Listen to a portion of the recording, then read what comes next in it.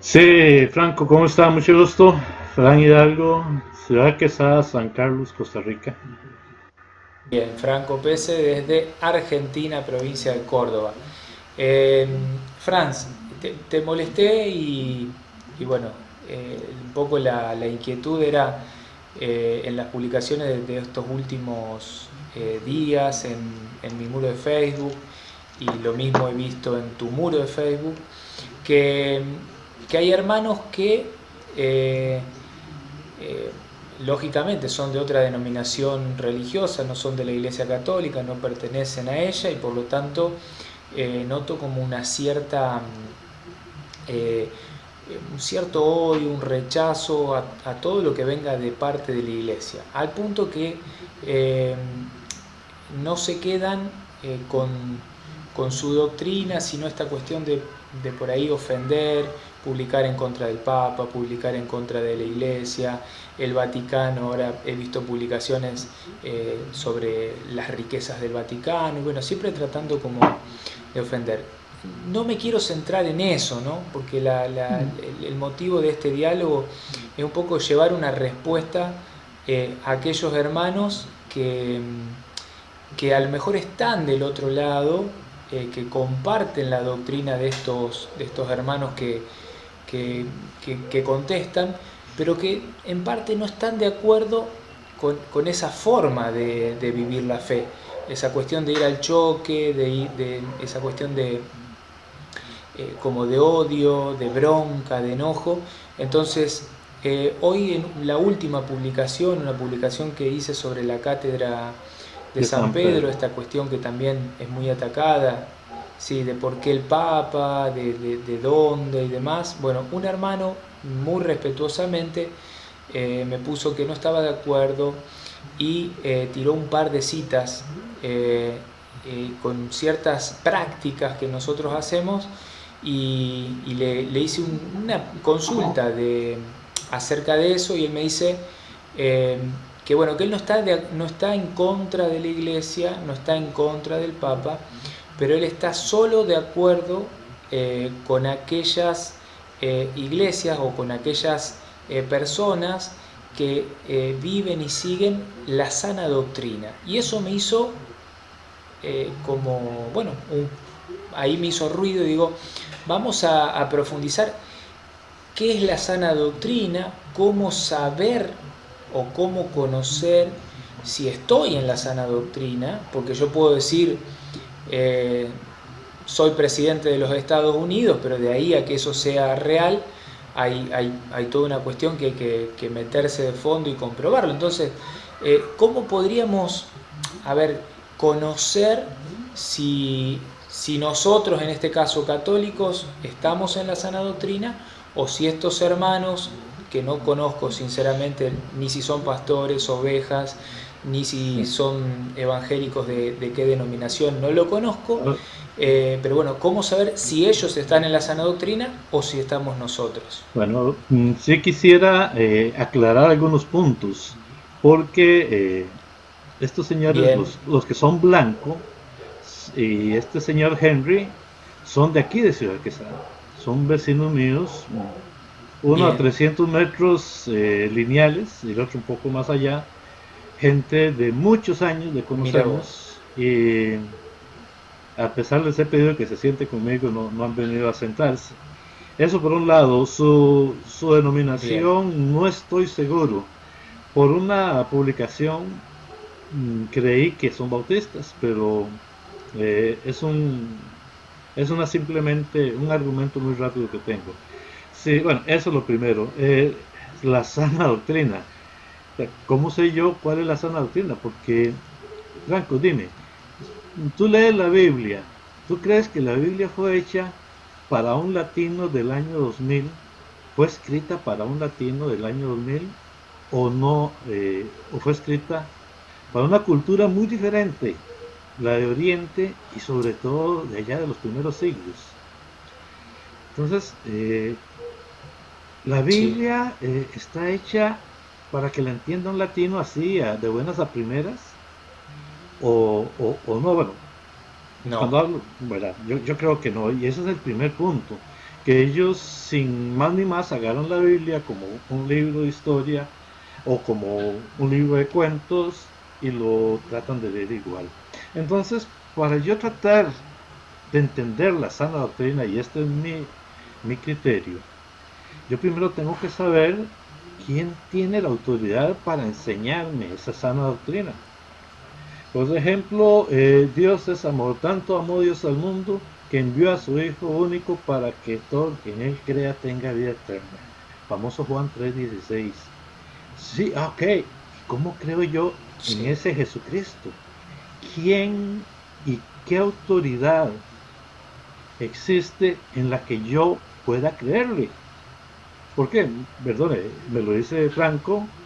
Digo, ¿quién es Franco? Un muchacho, buena gente, allá, Argentina, de la Patagonia, no sé. Pero, ¿por qué le creo yo a Franco? Entonces, ¿a quién desde dónde encuentro yo una autoridad que me indique? Porque entonces va a salir un musulmán y dice, no, porque Alá lo dijo y Alá fue iluminado, iluminó a Mahoma, por ejemplo, y me sale un Krishna y me dice que no, que esto está allá en las culturas hindúes o el budista en China. ¿Cuál autoridad o por qué yo creo que esa Biblia que leo y que apasiona y que amo, realmente no es un cuento, no es una historia, y en verdad es palabra de Dios? Por ahí yo empezaría. No sé qué piensas al respecto. No, está bien. Yo pensaba justamente, anoche hacía un pensamiento, ¿no? Y decía, a ver, ¿cómo entender esta cuestión de nuestros hermanos? ¿Cómo comprender el por qué no puede haber nunca esa posibilidad de unidad, de llegar a un punto, de que haya un encuentro, sino que está siempre esa tensión por dividir, Ok, por separar, sabiendo que el Señor lo dice muy claro y en esto ninguno estamos en desacuerdo con el tema de la unidad. Jesús, Dios, quiere la unidad y quiere que todos seamos uno, y en eso no hay, eh, no hay al discusión. menos no creo que haya cuestionamiento. No, no, pero digo, yo primero pienso en esto, o sea, hay un tiempo, hay un espacio, hay una historia transcurrida.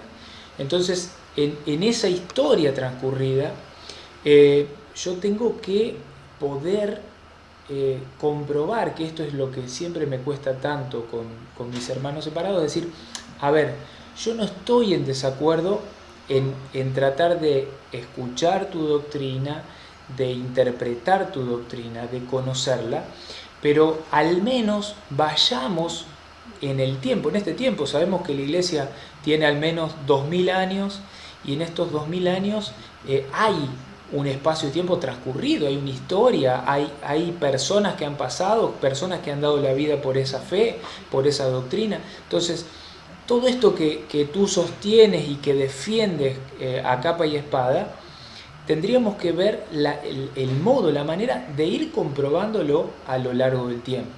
Entonces, si yo pudiera decir Jesucristo o Pablo o Juan o Pedro en este momento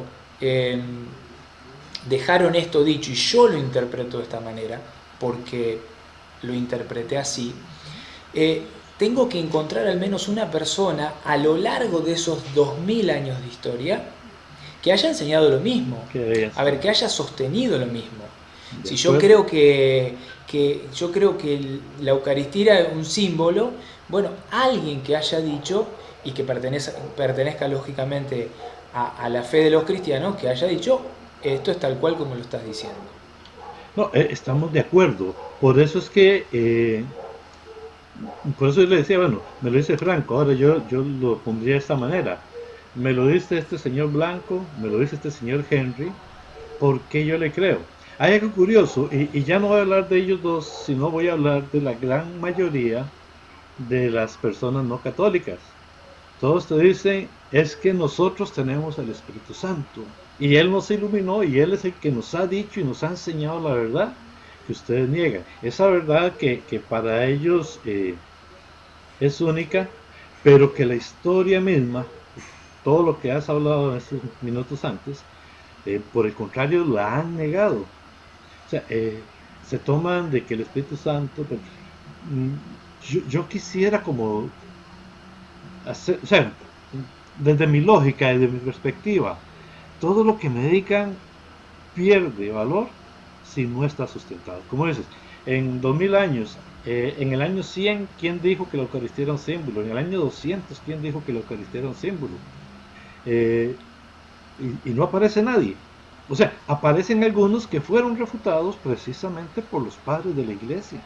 En los grandes escrípticos de la patrística aparecen estas herejías que ya han sido planteadas hace muchos años y que fueron este, refutadas por los padres. Y algo curioso, eh, podemos decir que el protestantismo podía existir, pero la persona que cría estas herejías tomaba una de dos opciones: o aceptaba la corrección de la iglesia, porque la iglesia, y por eso el comentario anterior mío, porque la iglesia era la que tenía la autoridad, o simplemente se retiraba para no causar la división. Entonces, cuando hablamos del arrianismo y de otras herejías que tienen que ver mucho con las que hoy quieren expresarse, así lo hacían. Pero después de Lutero, por el año 1520, no se apartan, sino que se separan llevándose gente con ellos a sus nuevas doctrinas. La autoridad de una iglesia que era respetada por 1500 años dejó de ser respetada. Para mí, por ahí empezamos. Ahora, ellos ya nacen en un mundo muy diferente, en un mundo donde todos opinamos, donde todos podemos hablar, donde a mí no me importa lo que digan los demás mientras yo crea. Igual, recordemos estos gobiernos, las monarquías. La monarquía es el rey decía y el pueblo aceptaba. Eso era un detalle muy poco común para nosotros los latinos, porque nosotros estamos más acostumbrados a las democracias. Pero en las monarquías era así. Y la iglesia viene de una figura monárquica. Dios, nuestro rey, nuestro creador, dice lo que hay que hacer y el pueblo obedece porque sabe que este es el verdadero rey y que nos lleva por buen camino. Y eso nos deja con la iglesia. La iglesia va a quedar en lugar mío y le vamos a obedecer a la iglesia. Ahora, la gente en la actualidad no entiende eso, no comprende eso. Un detalle bonito con la Biblia que yo creo que tú lo compartes. Lo que está en la Biblia se confirma en otras partes de la Biblia. Entonces, cuando yo empiezo a analizar la historia del pueblo de Israel, empiezo con Abraham, los patriarcas, Abraham, Isaac, Jacob, los 12 hijos, las 12 tribus de Israel, y venden a José y se va a Egipto, muy resumidamente. Ahí empezamos el primer ejemplo de lo que hablaba del papado. José es el segundo en la tierra de Egipto y solamente le va a responder al faraón. Vea qué interesante. José es el que va a mandar, es el primer mayordomo que vamos a tener como referencia. Pasa lo que pasa, 400 años de esclavitud, aparece Moisés y Moisés es el nuevo líder del pueblo. Y cada vez que el pueblo habla contra Moisés, Dios actúa y castiga al pueblo. Tenemos muchos ejemplos, las serpientes, etc. Sí. Cuando Moisés ya está por morir, que Dios lo lleva al monte y le enseña al pueblo, le dice: Señor, ¿y cómo hacemos? ¿Cómo vamos a dejar este pueblo como una oveja sin pastor? ¿Y qué le dice Dios? No, va a tener un nuevo pastor y nombra a José. Dios siempre fue dejando uno y uno, porque Él nunca dejó su pueblo solo. Vamos hasta Eliaquín, en Isaías 22:22. Y te daré la llave del reino, y Jesús lo vuelve a repetir. O sea, veamos cómo la Biblia lo va repitiendo, porque siempre ha querido una autoridad visible, tal cual, para que nosotros podamos tener una guía de la cual agarrarnos. ¿No te parece? Es que es impresionante. No, exacto. 1, 4, 5. Exacto. No, no, ese ejemplo es impresionante eh, y bueno, y otra cosa que es muy llamativa, cómo negar, o sea, cómo poder decir estoy en la sana doctrina y negar la iglesia, sabiendo que Pablo se gasta la carta a los Efesios, la carta a los Gálatas, pero la carta a los Colosenses, pero principalmente la carta a los Efesios, que es una catequesis impresionante sobre la iglesia, cómo poder decir soy parte de la sana doctrina y estar en contra de, por ejemplo, que la iglesia es el cuerpo de Cristo, que hay un solo cuerpo, que somos todos miembros pero de un solo cuerpo, que es la iglesia, que la iglesia es la esposa, como decías hoy, leía un comentario, ya ni recuerdo de qué, Sí, de sí. qué debate, porque fueron tantos, pero ¿cómo poder decir y argumentar que la iglesia no es importante? Eh, si, por ejemplo, Pablo termina diciendo que, como también lo leí en un comentario tuyo, que a Dios se le da gloria en En medio. Jesucristo, pero también en la iglesia.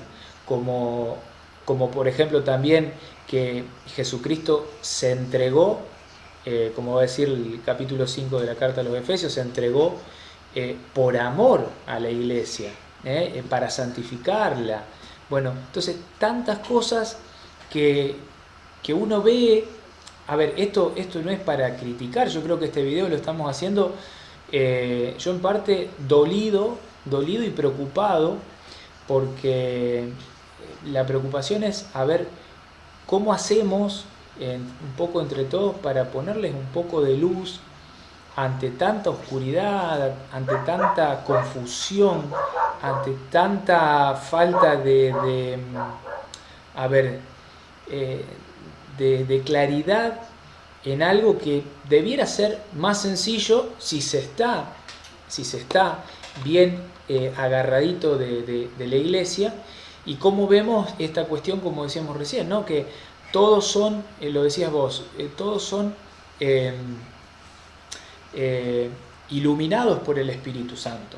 Pero resulta que tenemos 60.000 denominaciones y donde parece que el Espíritu Santo está jugando y se está divirtiendo, confundiéndolo, Sí. porque este no opina lo mismo que este no opina lo mismo que este enseña otra cosa, este está de acuerdo con el bautismo, el otro no está de acuerdo con el bautismo, el pentecostal que ya cambió todo, pues ya no hay trinidad, hay un Jesucristo que juega a cambiarse los nombres, yo soy el Padre Sí. y soy el Hijo y soy el Espíritu Santo, o sea, una diversidad de cosas. Entonces, este tipo de videos es para tratar de decir, a ver, ¿cómo hacemos?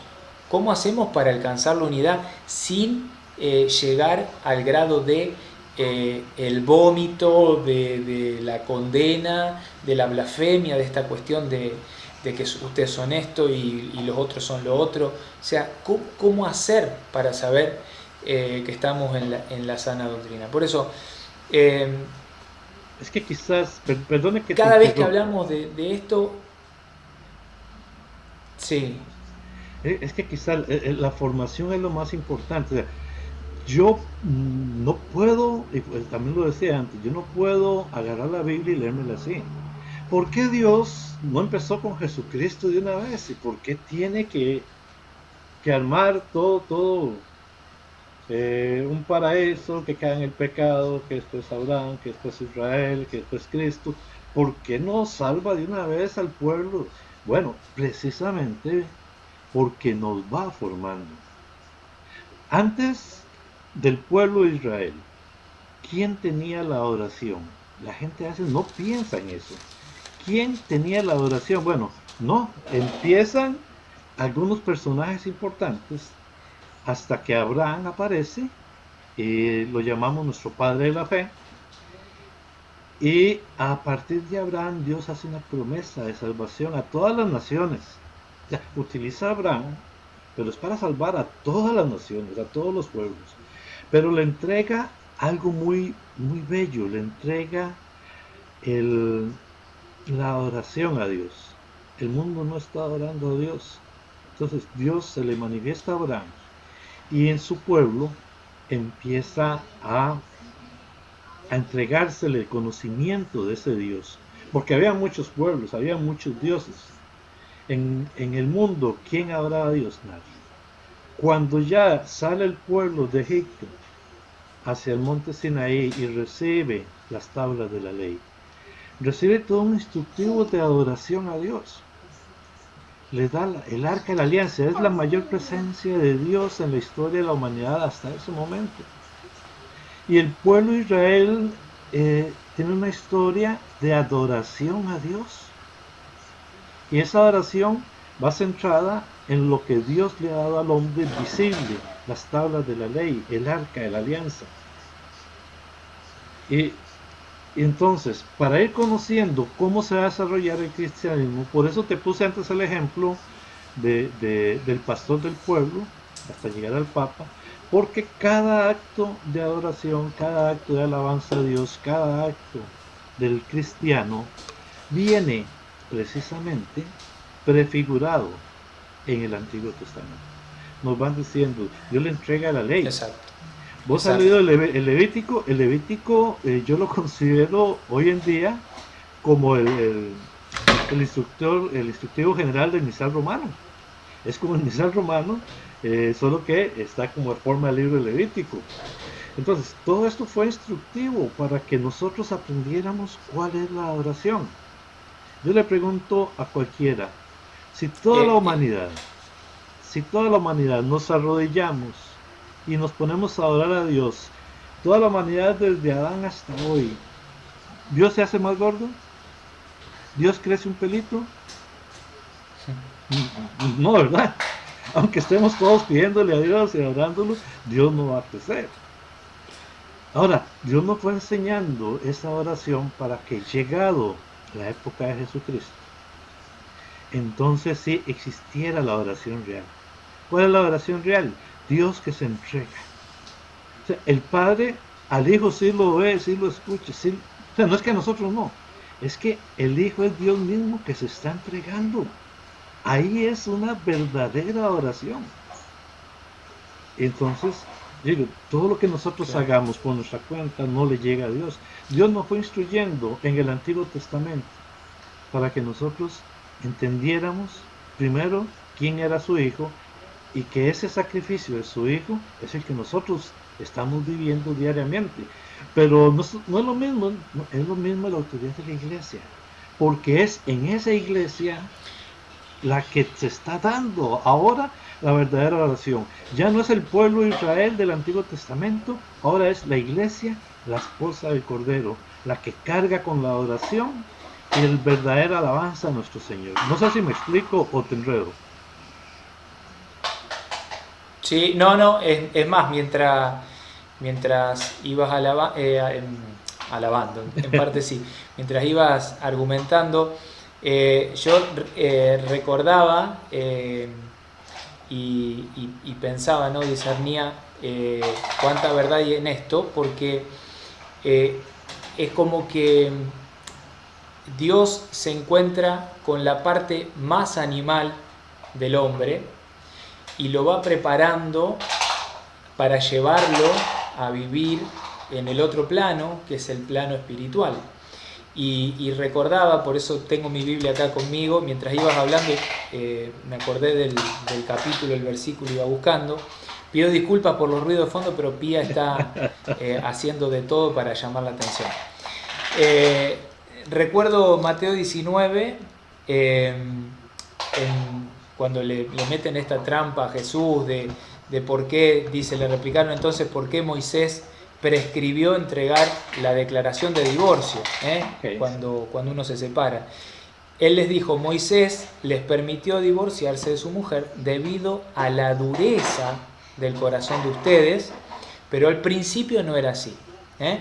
Por lo tanto, yo les digo, el que se divorcie de su mujer, a no ser en caso de infidelidad, se casa con otra, comete adulterio. O sea, como en el principio se permitían algunas cosas, cómo se iba preparando a la persona eh, para ir ablandando ese corazón, esa parte animal, y alcanzar este nuevo modo de ser del hombre, que ya es el modo de ser en el espíritu.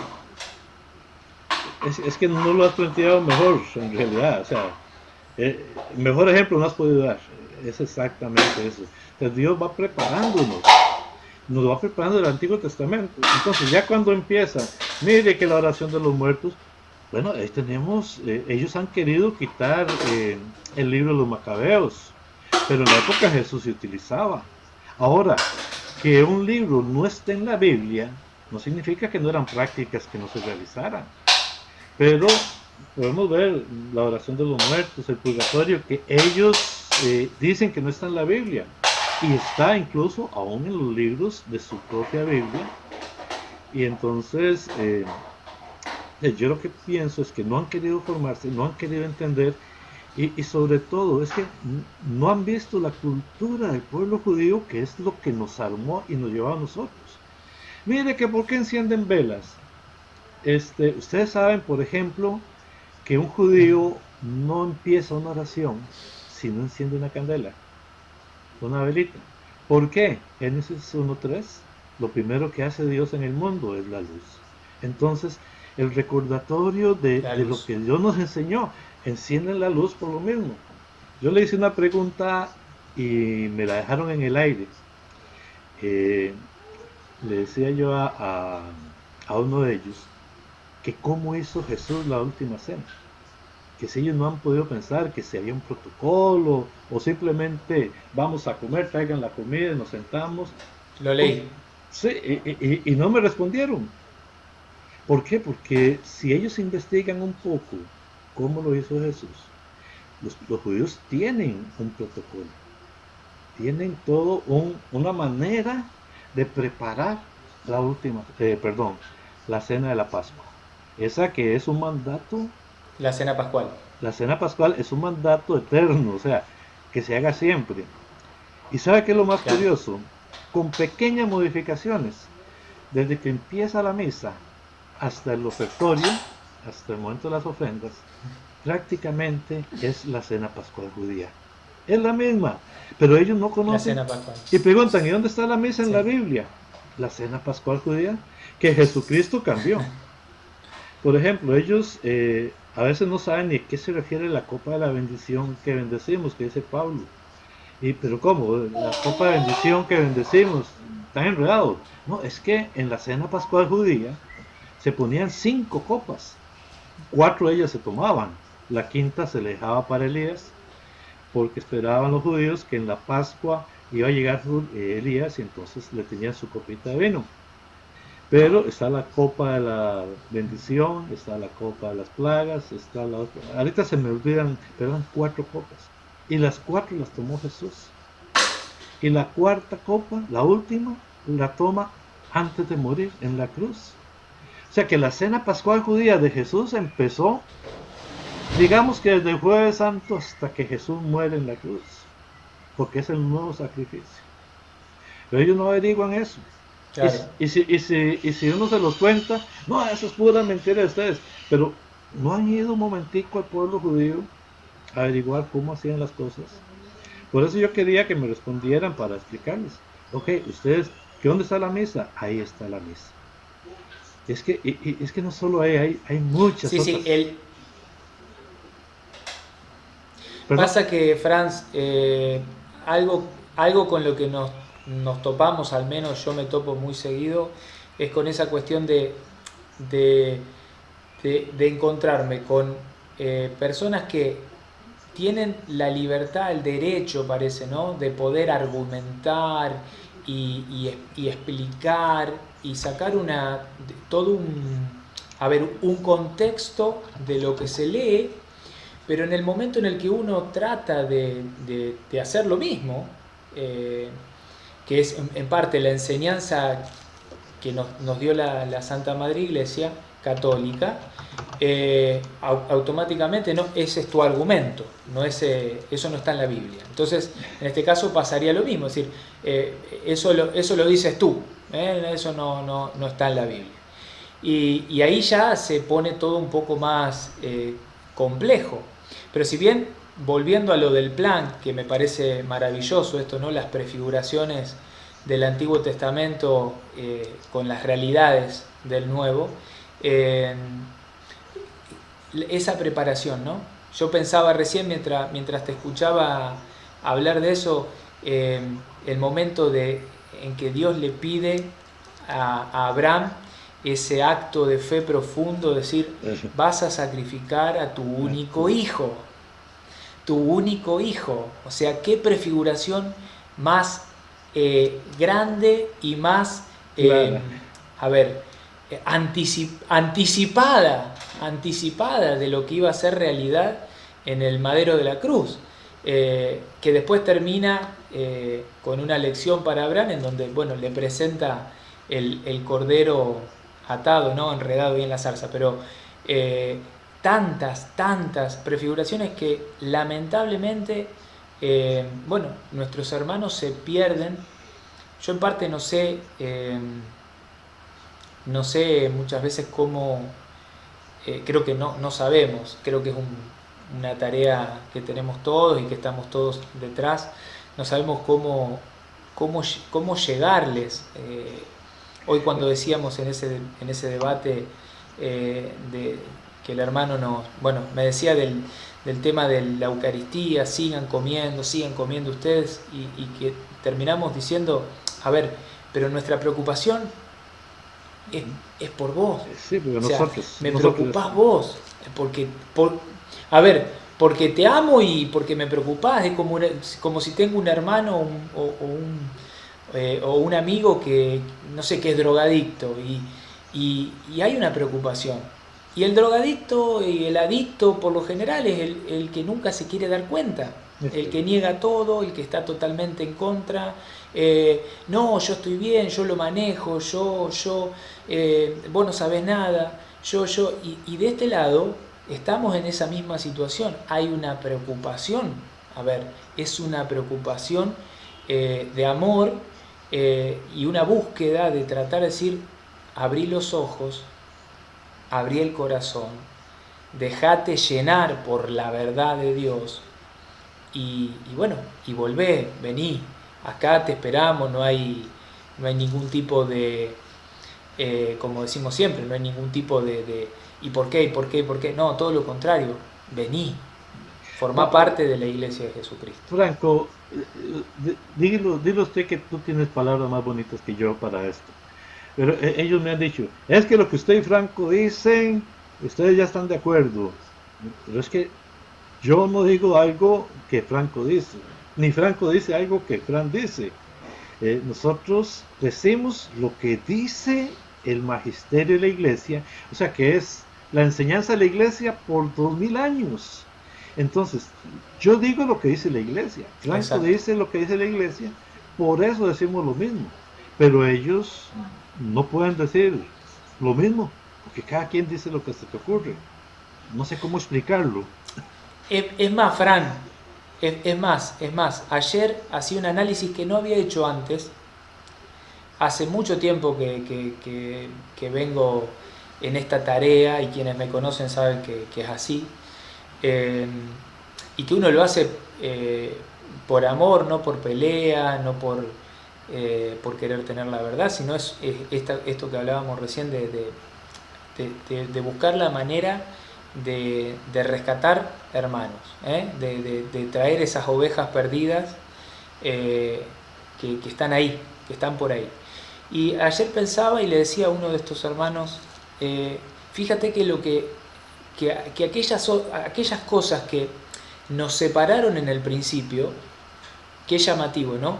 Aquellas cosas que nos terminaron apartando, separando, dividiendo en el principio, qué raro que no sean las que nos separan hoy, o muchas de ellas ya no sean o no formen parte de las que nos separan hoy, porque hoy el tema de discusión, por ejemplo, es María, porque ustedes, María, María.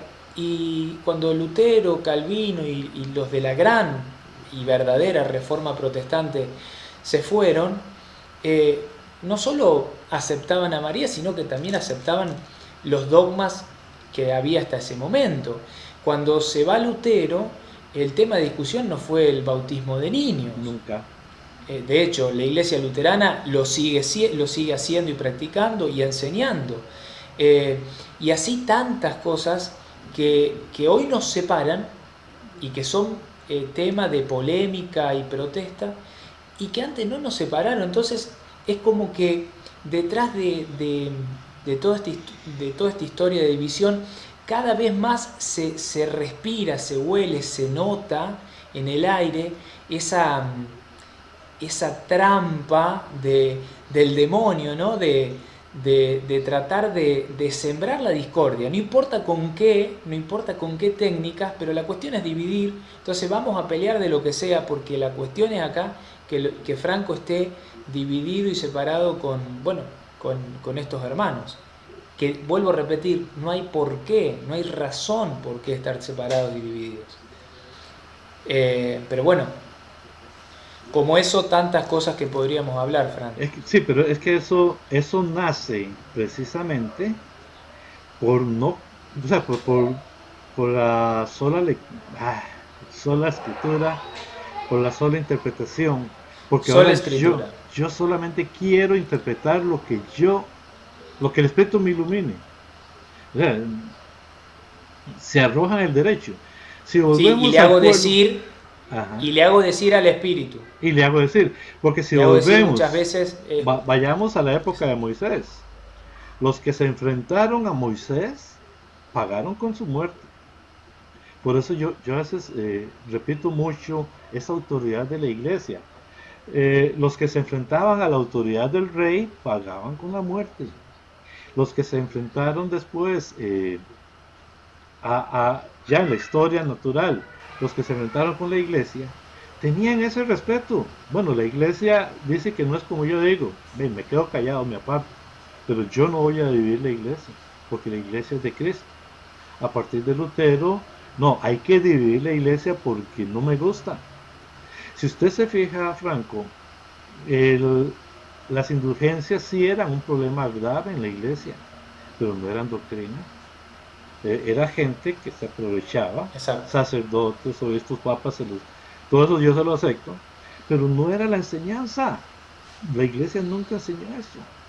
Sí, no era. Entonces, el problema que tenemos es la pereza a formarnos en el conocimiento, porque para ellos, no sé si estoy juzgando o no, es más fácil leerse la Biblia y no tener que estudiar nada más. Es más fácil leer la Biblia y si la Biblia dice que No, la nene, no sé. Yo sé que no son todos, pero no creo que. No creo que esté el problema ahí. No creo que esté el problema ahí. No creo que esté el problema ahí.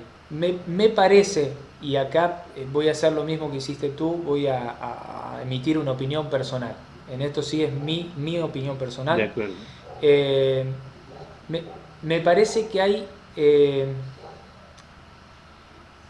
como un miedo en ir a la historia y comprobar en la historia que todo aquello que sostengo es herejía.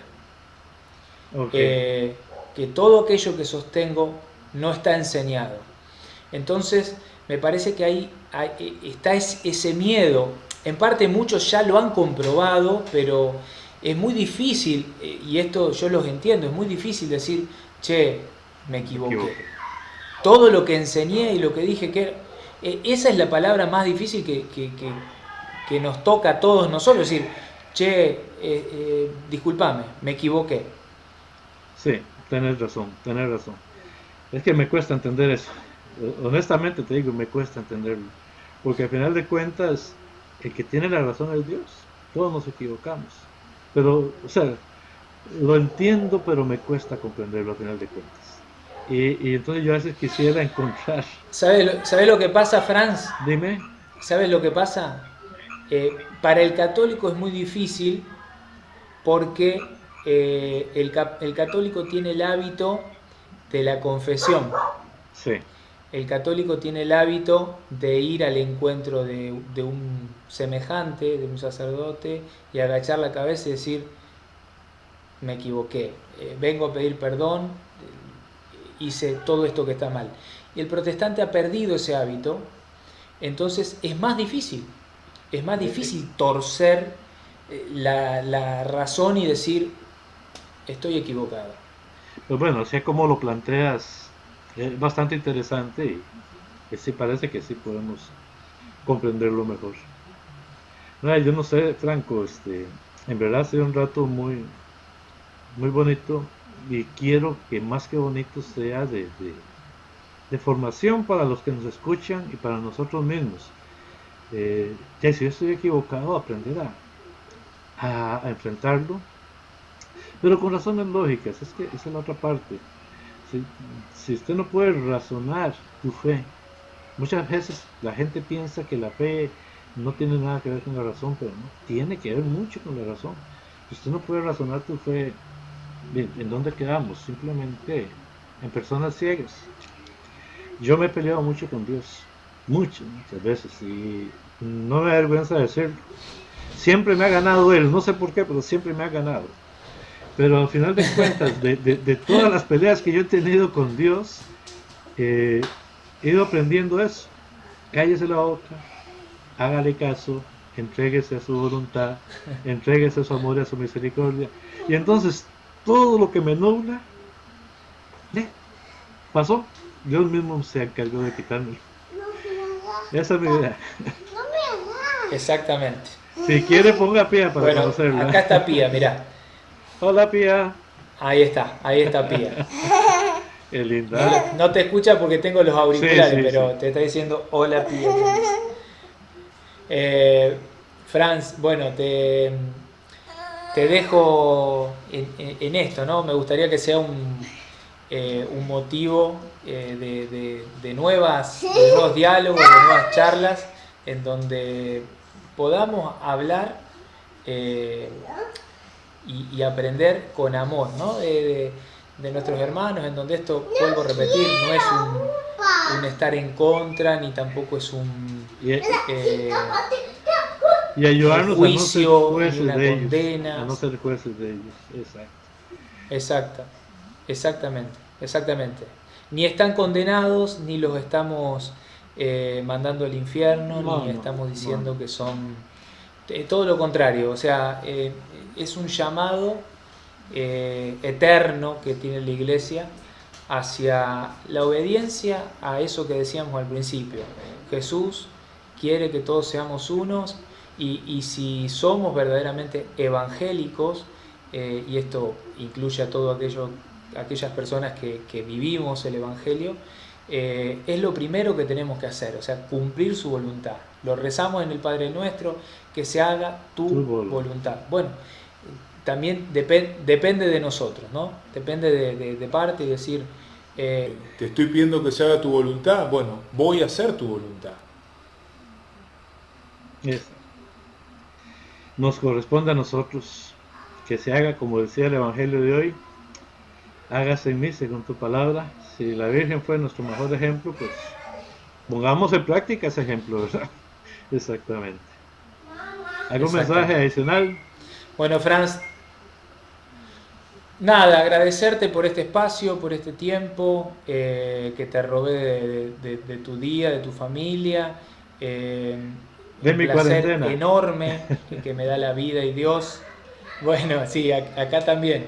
Pero bueno, este placer enorme que me da Dios y la vida y bueno, esto de la comunicación, de la globalización, de poder conocerte, de poder dialogar contigo, porque me ha servido mucho para mi edificación personal y sé que va a haber muchas personas que van bueno, a comentar este video porque sé que acá hay mucha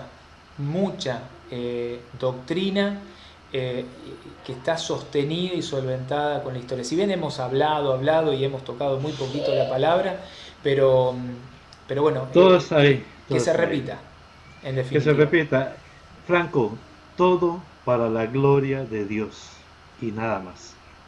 Que así sea. Amén. Amén. Amén. Hermano, que tengas un bendecido descanso. Te dejo un gran abrazo desde Argentina. Nos vemos pronto. Chao, Chao. Franz.